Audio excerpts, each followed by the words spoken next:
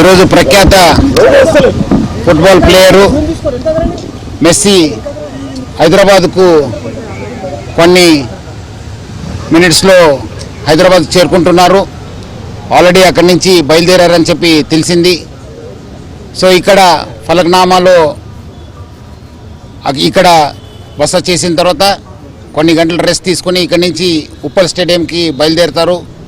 మనము అక్కడ RJ airport నుంచి ఇక్కడ దాకా ఫలక్నామా దాకా మొత్తం బందోబస్తు ఏర్పాటు చేయడం జరిగింది.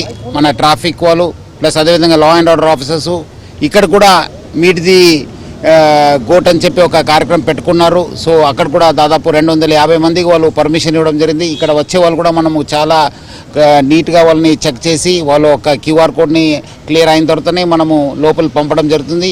సో అదేవిధంగా ఇక్కడ రాహుల్ గాంధీ గారు కూడా వస్తున్నారు. అదేవిధంగా మన ముఖ్యమంత్రి గారు కూడా ఇక్కడ వస్తున్నారు. సో వాళ్ళందరూ కలిసి ఇక్కడి నుంచి ఉప్పల్కి బయలుదేరుతున్నారు. ఇక్కడ మనము పక్కద్బందీగా బందోబస్తు ఏర్పాటు చేయడం జరుగుతుంది. సో అదేవిధంగా ఉప్పల్ స్టేడియంలో కూడా అక్కడ మన సిపి రాచకొండ నేతృత్వంలో కూడా చాలా పక్కద్బందీగా ఏర్పాటు చేయడం జరుగుతుంది. ప్రజలు కూడా భయాందోళన చెందాల్సిన అవసరం లేదు. చాలా అంటే చాలా బందోబస్తు చేయడం జరిగింది. సో పోలీస్ చెప్పిన ఇన్స్ట్రక్షన్స్ని అందరూ కూడా పాటించాలి. మనకు పోలీసుకు రాష్ట్ర ప్రభుత్వం కూడా అందరూ కూడా సహకరించి ఈ ఒక్క మెస్సీ ఎందుకంటే చాలా లెజెండ్ ప్లేయరు ఆయన ఇక్కడ వచ్చే ఒక హైదరాబాద్ కార్యక్రమాన్ని అందరూ కూడా కలిసి విజయవంతం చేయాలని చెప్పి నేను కోరుతున్నాను. 4:30 దాకా వస్తారని స్టేడియంకి ఐ థింక్ 6 o'clock. ఇక్కడ మాత్రం చాలా పక్కద్బందీగా మన డీజీ గారు కూడా అక్కడ ఇప్పుడే విజిట్ చేసి ఇక్కడ రావడం జరిగింది. అక్కడ కూడా మన సిపి రాచకొండ గారు ఉన్నారు.